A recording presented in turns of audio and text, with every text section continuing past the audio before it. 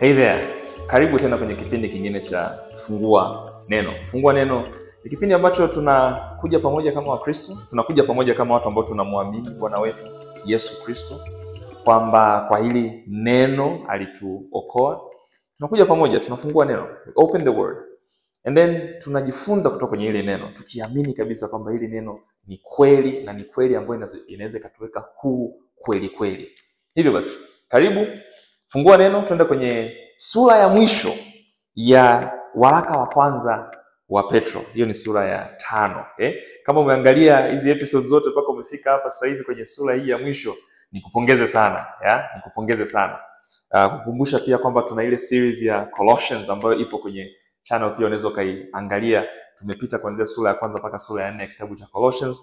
Hapa tumefika hii sura ya mwisho. Hivyo pongezi kwako kama umekuwa unafuatilia na umekuwa unasoma neno, Lengo letu really ni kukupa ile kiu ya kutamani kulielewa neno la Bwana, kulielewa neno la Mungu, kwa sababu neno la Mungu ndio linatupa mwongozo kama Wakristo ya namna ya kuishi kwenye huu ulimwengu, namna ya kumpendeza Mungu kwenye maisha yetu.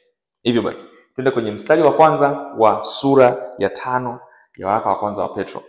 Petro anasema hivi, therefore. Kumbuka ile neno kila mara tukikutana nayo tunasema punguza kasi, punguza mwendo. Tuangalie hii therefore analenga kuelezea nini. Therefore anaturudisha kwenye yale maandiko yake yote kuanzia sura ya kwanza mpaka hapa alipofikia.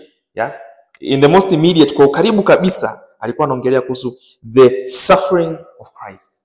Sharing kwenye ile suffering ya Christ, kwamba Kristo alivyoteseka, sisi kama Wakristo basi tuna share kwenye hiyo suffering. Afa anasema therefore. Therefore I exhort. Neno ku exhort maana yake ku encourage, kuwatia moyo. Ndio anasema hivyo kwamba therefore, hivyo basi ninawatia moyo. Anawatia moyo kina nani? Anasema the elders among you. Anawatia moyo viongozi ambao wapo kati ya hili jopo la watu ambao anawaandikia. Kumbuka alikuwa anawaandikia Wakristo ambao walikuwa wamesambaa kwenye maeneo mbalimbali ya kwenye sura ya kwanza mstari wa kwanza tunaambiwa anawaandikia Wakristo ambao walikuwa wamesambaa kwenye haya maeneo ya Pontus, Galatia, Cappadocia, Asia na Bithynia. Hii sehemu tunaita leo Uturuki, ndio kwa Asia Minor kwenye Biblia tukisoma haya maeneo. Kwa hiyo anasema huko ambako mmesambaa, wapo kati yenu ambao ni viongozi. Wapo kati yenu ambao ni elders anawaita. Prosbyteros ndio ambalo jina ambalo ndio neno ambalo anatumia kwenye Kigiriki. Hili neno linatumika mara kwa mara. Kwa mfano Paulo akiwa anawaandikia, alikuwa anamwandikia Timotheo akiwa anamuelezea namna ya kupanga kanisa. Anasema kanisa lako sasa ukiwa unaliorganize, lazima uwe una viongozi. Lazima uwe na viongozi kwenye kanisa lako. Na hiyo ni test ya kwanza hata sisi leo tukianza kuangalia makanisa yetu. Je, kanisa lina viongozi? Kanisa liwezi likawa tu ni watu wanajiongoza wenyewe. Lazima kila kondoo awe na mchungaji. Kwa hiyo hapa ndio anasema kwamba therefore anawatia moyo, I encourage you, I exhort you, I exhort the elders, ninyi viongozi ambao mko baina ya hawa Wakristo ambao wamesambaa kwenye maeneo mbalimbali. I exhort you, anasema as your fellow elders. As your fellow elder. Anasema na mimi ninawatia moyo kama kiongozi kama nyinyi mlivyo. Kama nyinyi mlivyo viongozi, basi na mimi ni kiongozi. Kumbuka lakini Petro hapa anaandika, yeye sio kiongozi wa kawaida tu. Yeye ana a special place kwenye uongozi wake. Yeye ni apostle, yeye ni mtume. Na ni mitume walikuwa wana authority kubwa sana. Kuanzia kwenye kujenga makanisa, kupanda makanisa, all the way kwenye kwenda kutoa maelezo, instruction au kutoa mafundisho, doctrine. Hawa mitume walikuwa na uwezo au walikuwa na haya mamlaka ya kuandika neno la Mungu. Ndivyo ambavyo tumepata Biblia, ndivyo ambavyo tumepata sehemu kubwa sana ya Agano Jipya. Agano Jipya for the most part imeandikwa na mitume. Paulo kaandika barua 13. Huyu Petro ameandika hizi barua 2. Tunamwona Luka, yeye alikuwa chini ya uongozi wa Paulo anapoandika Injili ya Luka, anapoandika Matendo ya Mitume. Tunaona kwamba John Mark alikuwa chini ya uongozi wa Petro wakati anaandika Injili ya Yohana, injili ya Marko. And then obviously mtume Yohana na yeye aliandika injili yake. Yohana akaandika barua 4 kwa makanisa, akaandika barua ya kwanza, waraka wa kwanza wa Yohana, wa pili na wa tatu, alafu mwishoni akaandika ile Ufunuo. Yeah? Kwa hiyo it's interesting hapa Petro anapojitambulisha. Hajitambulishi kama mimi ni kiongozi juu yenu au mimi nina mamlaka juu yenu, mimi hapa ndio mkuu zaidi yenu. Hapana, anasema as your fellow elder. Anajitambulisha yeye kwamba na mimi hapa ni kiongozi kama nyinyi. Hii inatufundisha nini? Inatufundisha kwamba kumbe mamlaka ya kanisa au mamlaka ya setup ya kanisa yako distributed among sio kiongozi mmoja bali viongozi wengi. Yeah? Anasema mimi pia ni fellow elder kama nyinyi na nyinyi pia ni elders. Kwa hiyo anawaambia kwamba jamani, ninawatia moyo as your fellow elder moja, lakini pia as a witness of the suffering of Christ, kama mtu ambaye nilishuhudia kuteseka kwa Yesu. Hiyo ndio mamlaka anayokuja nayo. Anasema kwamba mimi nawatia moyo kama mmoja wenu, kama mmoja wa viongozi, lakini pia nawatia moyo kama mmoja wa wale ambao walimuona Yesu akisulubiwa.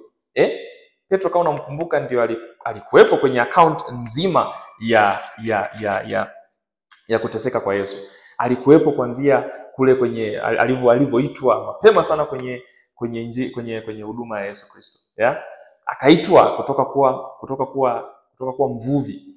Akamfuata Yesu kwenye zile miaka zote mitatu ya ministry ya Yesu, ile huduma ya Yesu.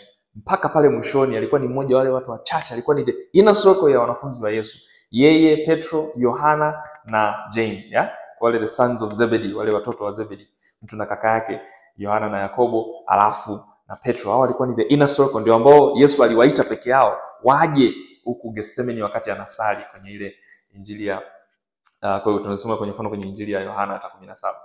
Kwa hiyo tunaona kwamba hapa Petro akisema kwamba nilikuwa shahidi, na ni kweli alikuwa shahidi. Yeah? Kama unakumbuka yeye ndiye aliyemkana Yesu mara 3. Alikuwepo wakati Yesu anasulubiwa.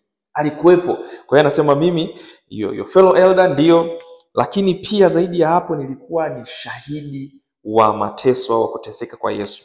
And then sikuishia kuona tu kuteseka kwa Yesu, lakini nilienda zaidi ya hapo. Anasema and a partaker also of the glory that is to be revealed. Na mimi ni mshirika wa ule utukufu ambao utakuja kudhihirishwa hizo siku za mwisho.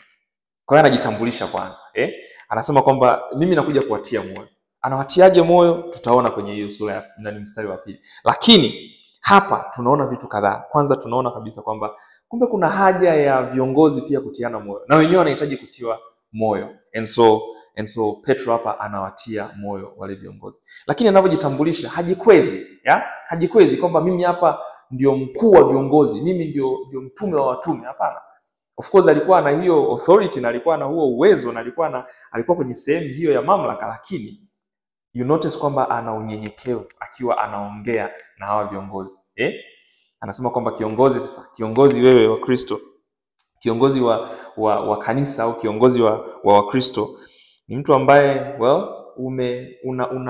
una confirmation, una uhakika na mateso ya Yesu. Yeah? Hii tunaongelea imani.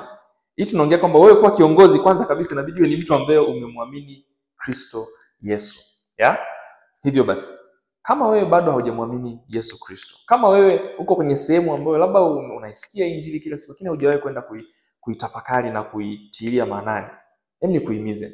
Yeah? Yesu aliteseka ili wewe upone, ili wewe uokoke kwa njia ya imani. Yeah? Hivyo basi weka imani yako katika Kristo, tubu dhambi zako ili uweze anasema hapa partake, uweze kushiriki kwenye huu utukufu ambao utakuja kudhihirika. Okoka leo uweze kushiriki kwenye huu utukufu. Amen.